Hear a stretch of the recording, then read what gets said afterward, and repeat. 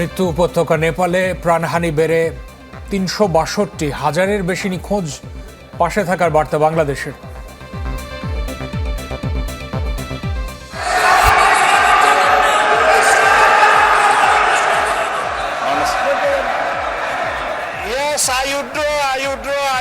ঠিক আছে।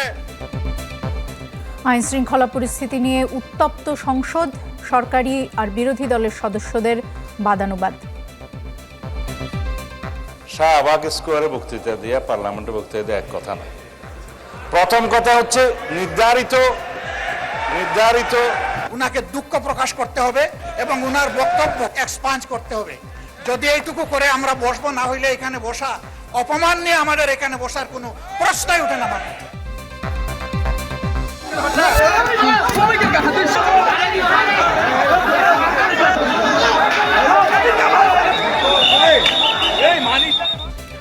শ্রমিক নেতা গ্রেপ্তারের জেরে দিনাজপুরে দুই পক্ষের কয়েক দফা সংঘর্ষ, যানবাহনে আগুন, সড়ক অবরোধ।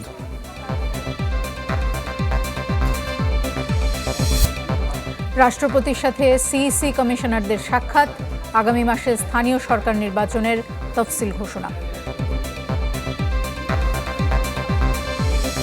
রাজধানীর মুগদায় পাম্প দিয়ে ৬ মাস ধরে সরানো হচ্ছে গ্যাস লাইনের পানি, সব জেনেও নির্বিকার তিতাস কর্তৃপক্ষ।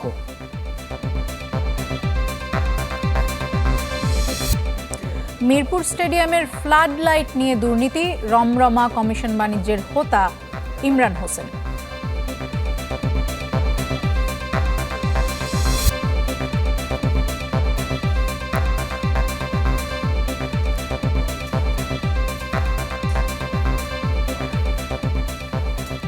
আপনাদের সবাইকে আমন্ত্রণ জানাচ্ছি চ্যানেল 24 এর সন্ধ্যা 7টার খবরে। শুনছিলেন AKS সংবাদ শিরোনামগুলো, সাথে আছি আমরা দুজন, আমি রহমান রাশেদ, নাজদিন নাসিদুল্লাহ।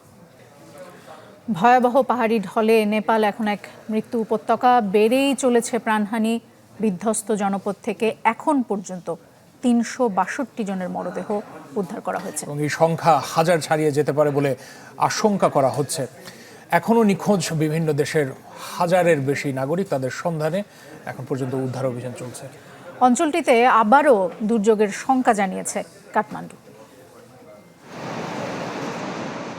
কিছুই অবশিষ্ট নেই। মনুষ্য নির্মিত প্রায় সব কাঠামো হয় ভেসে গেছে, না হয় কয়েক ফুট কাদা পাথর বুকে খোলস হয়ে দাঁড়িয়ে আছে।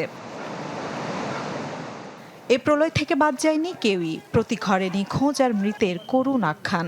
স্মরণকালের এই ভয়াবহ পাহাড়ি ঢলে শত শত টন মাটি আর পাথর সরাতে লেগে যেতে পারে কয়েক মাস। তাৎক্ষণিকভাবে নেপাল সরকার উদ্ধার, ত্রাণ, চিকিৎসা ও বিদ্যুৎ সরবরাহ নিশ্চিত করতে জোর চেষ্টা চালিয়ে যাচ্ছে। হাসপাতালগুলোতে বেড়েছে আহত, নিখোঁজদের খোঁজে ভিড়। প্রতি ঘন্টায় বাড়ছে নিহতের সংখ্যা। এই প্রবীণ তার স্ত্রীকে নিয়ে ছাদে উঠেছিলেন। পানির তোড়ে শেষ মুহূর্ত পর্যন্ত আর স্ত্রীর হাত ধরে রাখতে পারেননি। আমি আমার স্ত্রী ছাদের উপর ছিলাম। চোখের নিমেষে কাদামাটি আর বন্যা আমাদের ভাসিয়ে নিল। আমাকে কয়েক ঘন্টা পর উদ্ধারকারীরা জীবিত পেয়েছে, আর আমার স্ত্রী তলিয়ে গেছে। এই চরম দুর্যোগের মধ্যে নতুন করে নেপালের সীমান্তবর্তী অঞ্চলের উজানে গিরং নামে এলাকায় একটি হ্রদ থেকে নতুন করে বন্যার ঝুঁকি তৈরি হয়েছে। চীন নেপালকে ব্যাপারে সতর্ক করেছে। বুধবার ভোরে নেপালের রাসুয়া জেলার তিমুরে ও স্যাপ্রোবেসি এলাকায় আকস্মিক পাহাড়ি ঢলে ব্যাপক ক্ষয়ক্ষতি হয়। তিব্বত থেকে নেপালে ঢোকা ভোতেকোশি নদীতে হঠাৎ করে পানির প্রবাহ বেড়ে যায়। এতে বিস্তীর্ণ এলাকায় থাকা বাসিন্দা, পর্যটক, তীর্থযাত্রী সহ সহস্রাধিক মানুষ ও ঘরবাড়ি ভেসে যায়। নেপালের বন্যায় আন্তর্জাতিক সহায়তার ঘোষণা এসেছে। ভারত 2 দফায় প্রায় 50 মেট্রিক টন ত্রাণ সামগ্রী পাঠিয়েছে। দক্ষিণ কোরিয়া পাঠিয়েছে উদ্ধারকারী দল। এছাড়া যুক্তরাজ্য, ইউরোপীয় ইউনিয়ন, যুক্তরাষ্ট্র, জাতিসংঘ রেড ক্রস অর্থ ও উদ্ধার সামগ্রী পাঠিয়েছে। মিলা খন্দকার, চ্যানেল 24। ঘরে ঘরে নিখোঁজ, ঘরে ঘরে মৃত্যু। নেপাল তিব্বত সীমান্তে ভয়াবহ পাহাড়ি ঢলে নেপালিদের পাশাপাশি বিভিন্ন দেশের 8 শতাধিক মানুষ নিখোঁজ। এদের মধ্যে প্রায় 300 জন ভারতীয়, শতাধিক চীনের নাগরিক, এছাড়া যুক্তরাষ্ট্র, যুক্তরাজ্য, মালয়েশিয়ার নাগরিকও আছেন এই তালিকায়। নেপালে এমন কোনো দিন নেই যেদিন পর্যটক পদচারণা থাকে না। এই বর্ষা বৃষ্টির মধ্যেও হাজার হাজার পর্যটক আর তীর্থযাত্রীর আনাগোনা আছে দেশটিতে। কিন্তু বুধবার ভোরে যারা রাসুয়া জেলা ও এর আশেপাশে ছিলেন তাদের পরিণতি ভেবে আটকে উঠছেন স্বজনরা আর সমব্যথীরা। দুর্যোগে নিখোঁজ রয়েছেন ভারত, যুক্তরাষ্ট্র, মালয়েশিয়া, অস্ট্রেলিয়া, যুক্তরাজ্য ও কানাডা সহ বিভিন্ন দেশের প্রায় ৮ শতাধিক পর্যটক। এর মধ্যে ভারতেরই ২৮৮ জন। নেপাল থেকে হাজার হাজার কিলোমিটার দূরে লন্ডনে উদ্বিগ্ন নিখোঁজদের স্বজনেরা। প্রথমে ভেবেছিলাম প্রতি বছর যেমন বন্যা হয় এটাও তেমনই, কিন্তু ভিডিওতে যখন দেখলাম পুরো গ্রাম ভেসে যাচ্ছে বুঝলাম পরিস্থিতি অনেক ভয়াবহ। আমি কিছুই করতে পারিনি, শুধু প্রার্থনা ছাড়া। আমার শহরের অনেক মানুষ এখনো নিখোঁজ। আমরা আশা করছি তারা ফিরে আসবে এবং পরিবারের সঙ্গে যোগাযোগ করতে পারবে। যেসব দেশের নাগরিকরা নিখোঁজ আছেন তারা সর্বাত্মক সহযোগিতার হাত বাড়িয়ে দিয়েছেন, কিন্তু সময় যত গড়াচ্ছে নিখোঁজদের বেঁচে ফেরা কঠিন হয়ে উঠছে। ঋতু সাহা, চ্যানেল 24। বারবারই প্রাকৃতিক বিপর্যয়ের কবলে হিমালয় কন্যা নেপাল। ভূগর্ভস্থ টেকটনিক চাপে এভারেস্টের উচ্চতা যেমন বাড়ছে, তেমনি বিপজ্জনক হিমবাহ হ্রদ ধসেও দেখা দিচ্ছে আকস্মিক বন্যা। প্রকৃতির এই রোষানলের দায় শুধু প্রকৃতির নয়, আছে মানুষেরও। উন্নয়নের নামে হিমালয় জুড়ে লাগাম ছাড়া অবকাঠামো নির্মাণ বারবার ডেকে আনছে বিপর্যয়। হিমালয়ের কোলে শান্ত স্নিগ্ধ পাহাড়ি দেশ নেপাল, অথচ সাম্প্রতিক বছরগুলোতে প্রায়ই প্রকৃতির রূপ বদলে গিয়ে ভয়ঙ্কর হয়ে উঠছে এই হিমালয় কন্যা। সুউচ্চ শৃঙ্গ আর গভীর উপত্যকার এই দেশে কেন বারবার এমন সর্বনাশা বিপর্যয় নেমে আসে, তার উত্তর রয়েছে এর জটিল ভূপ্রাকৃতিক গঠনেই।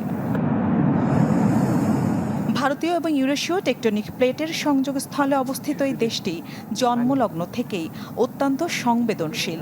এই দুই বিশাল পাতের সংঘর্ষ ও ঘর্ষণের জেরে প্রতিনিয়ত ভূত্বকে বিপুল টেকটনিক চাপ সঞ্চিত হতে থাকে।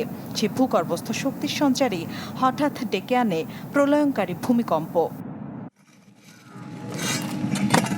তবে কেবল ভূমিকম্প নয়, বর্তমান সময়ে নেপাল ও গোটা হিন্দুকুশ অঞ্চলে বড় অভিশাপ হয়ে দাঁড়িয়েছে জলবায়ু পরিবর্তন ও লাগাম ছাড়া উষ্ণায়ন। জাতিসংঘ বলছে বিগত ৪০ বছরে এই অঞ্চলের 1/4 ভাগ হিমবাহ গলে নিঃশেষ হয়ে গিয়েছে। এর জেরে পাহাড়ের গায়ে তৈরি হয়েছে অসংখ্য বিপজ্জনক হিমবাহ হ্রদ। তবে প্রকৃতির এই রোষানলে প্রলেপ দেওয়ার বদলে পাল্টা সর্বনাশ ডেকে আনছে মানুষই। উন্নয়নের নামে হিমালয় জুড়ে নির্বিচারে বনভূমি ধ্বংস, পাহাড় কেটে অপরিকল্পিত নির্মাণ কাজ এবং যত্রতত্র সুড়ঙ্গ খোঁড়ার জেরে অঞ্চলটির সামগ্রিক বাস্তুতন্ত্র পুরোপুরি বিপর্যস্ত, যার ফলে সামান্য অতিবৃষ্টি বা ভূকম্পনের ফলেই পাহাড়ি মাটি ও দুর্বল শিলাস্তর ধসে পড়ে নদীপথ অবরুদ্ধ করে দিচ্ছে। পরিণতিতে সৃষ্টি হচ্ছে আকস্মিক বন্যা, যেমনটি ভোটেকশি ও ত্রিশূলী নদী অববাহিকায় ঘটেছে বলে ধারণা করা হচ্ছে। মিলা খন্দকার, চ্যানেল 24। নেপালে দুর্যোগ মোকাবেলায় সর্বাত্মক সহযোগিতা করতে প্রস্তুত বাংলাদেশ।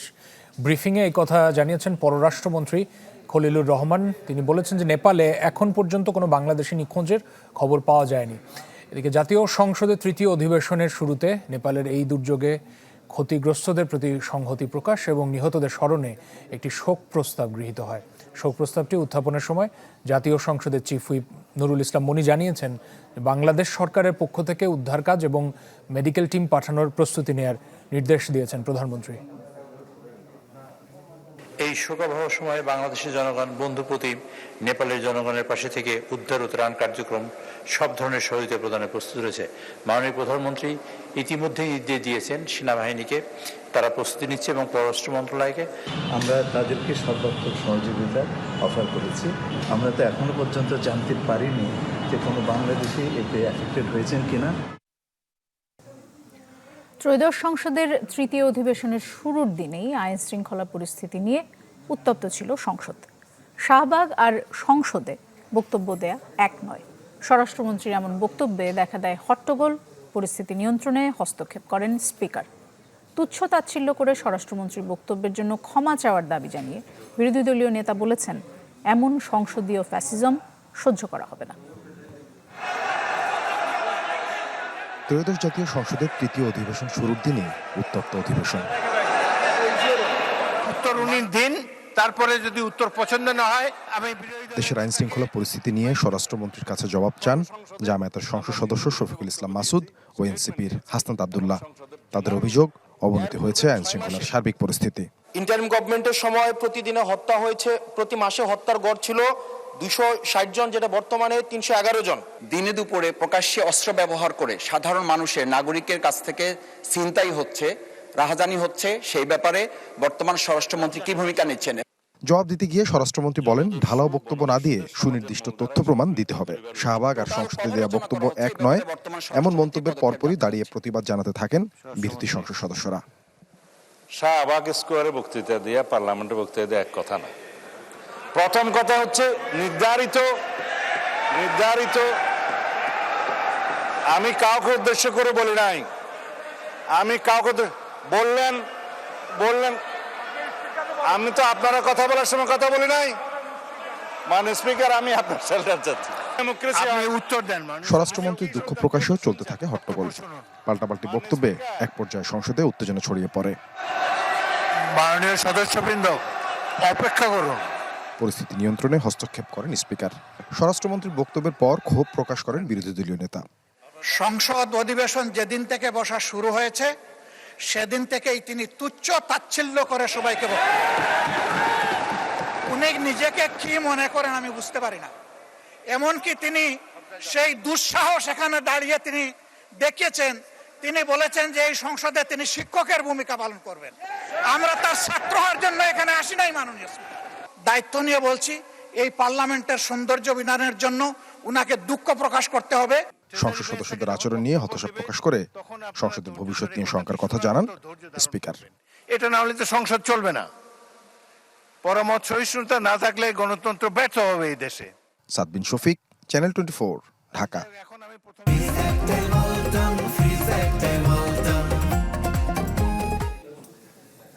শ্রমিক নেতাকে গ্রেপ্তারের জেরে উত্তপ্ত দিনাজপুর। দুই পক্ষের কয়েক দফা সংঘর্ষে অন্তত 15 জন আহত হয়েছে। আগুন দেওয়া হয় যানবাহনে।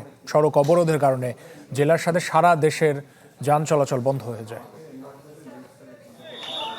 পরিবহন শ্রমিকদের দফায় দফায় সংঘর্ষে উত্তপ্ত দিনাজপুর শহর। জানা যায়, বুধবার রাতে একটি মামলায় গ্রেপ্তার করা হয় শ্রমিক নেতা শেখ বাদশাকে। এরপর থেকেই দানা বাঁধে ক্ষোভ। বৃহস্পতিবার ভোর থেকে অবরোধ করা হয় সড়ক, বন্ধ হয়ে যায় জেলার সাথে সারা দেশের যান চলাচল। এরপর কোতোয়ালি থানা ঘেরাও করে বিক্ষোভ শুরু করেন শ্রমিকরা। এক পর্যায়ে থানার ভেতরে সংঘর্ষে জড়িয়ে পড়ে শ্রমিকদের দুপক্ষ। এতে বেশ কয়েকজন আহত হন। পরে গ্রেপ্তার শ্রমিক নেতা শেখ বাদশাকে থানা থেকে বের করে নেয়ার সময় ফের সংঘর্ষ বাধে। সড়কে থাকা বাস ও মোটরসাইকেলে আগুন দেয় বিক্ষুব্ধরা। পরে পুলিশ পরিস্থিতি নিয়ন্ত্রণে আনে।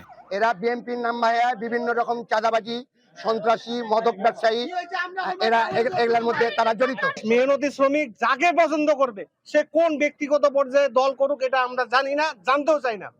ভোটের মাধ্যমে যাকে নির্বাচন করবে সেই আসবে। শ্রমিক নেতার পরিবারের দাবি, মোটর পরিবহন শ্রমিক ইউনিয়নের ত্রিবার্ষিক নির্বাচন ঘিরে ষড়যন্ত্রের শিকার শেখ বাদশা। ওনাকে ভোট করতে দিবে না, ওনার বিপক্ষরা ষড়যন্ত্র করে আমার হাজবেন্ডকে গতকালকে বগুড়া থেকে ডিবি দিয়ে তুলে নিয়ে আসা হয়েছে। পুলিশ জানায়, আগের একটি মামলায় গ্রেপ্তার দেখানো হয়েছে বাদশাকে। সুনির্দিষ্ট মামলার রেফারেন্সে আমরা গ্রেপ্তার করেছি এবং থানায় নিয়ে এসেছি। বাস এবং ট্রাক দিয়ে রাস্তাঘাট কিছু ব্যারিকেড দিয়েছে এবং আপনারা লক্ষ্য করেছেন থানার গেটেও বাস আছে এবং বাস দিয়ে ব্যারিকেড দিয়ে আমাদেরকে কনফাইন্ডের মতো করে রাখছে। দিনভর অবরোধের কারণে দুর্ভোগে পড়েন সাধারণ মানুষ। Desk report, channel 24। রাষ্ট্রের কল্যাণে নিরপেক্ষভাবে দায়িত্ব পালন করবেন বলে জানিয়েছেন রাষ্ট্রপতি মির্জা ফখরুল ইসলাম আলমগীর।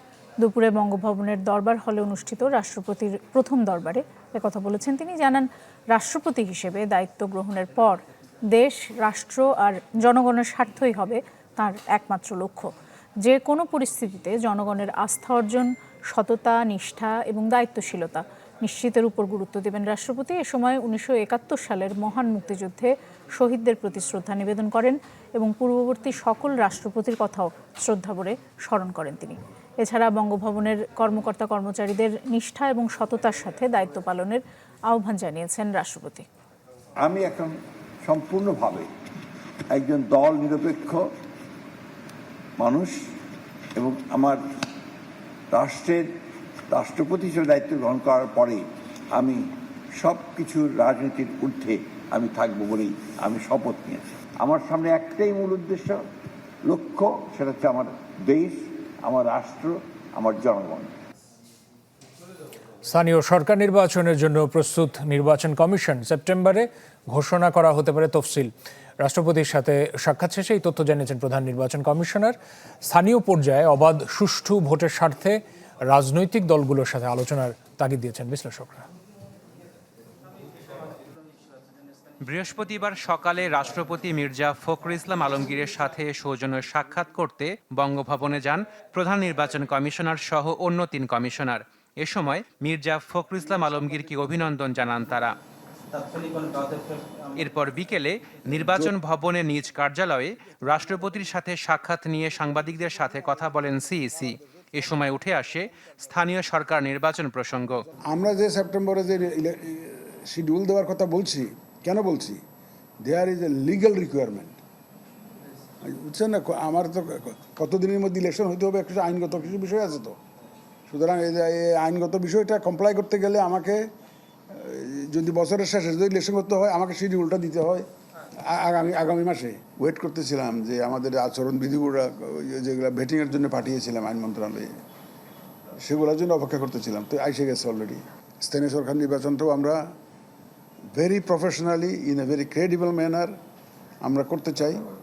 বিশ্লেষকরা বলছেন, স্থানীয় সরকার নির্বাচন দ্রুত হওয়া উচিত। ভোট অবাধ ও সুষ্ঠু রাখতে রাজনৈতিক দলগুলোর সাথে আলোচনার তাগিদ তাদের। স্থানীয় সরকার নির্বাচন ইতিহাস, বেশিরভাগ ক্ষেত্রে আমরা দেখেছি অনেক রকম অনিয়ম হয়েছে।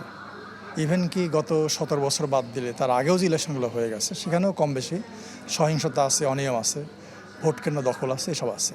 সো ওখান থেকে বের হয়ে আসাটা এটা একটা বিরাট চ্যালেঞ্জ, এবং তার জন্যে সবচেয়ে বড় ভূমিকা পালন করতে হবে সরকারকে। আইন শৃঙ্খলা মানে পরিস্থিতিটা একদম কন্ট্রোলে সম্পূর্ণ আইনে নির্বাচন করাটা একটা নির্বাচন কমিশনের জন্য বিরাট বড় চ্যালেঞ্জ হয়ে যাবে। এই কারণে তাদের রাজনৈতিক দলগুলির সঙ্গে বসতে হবে।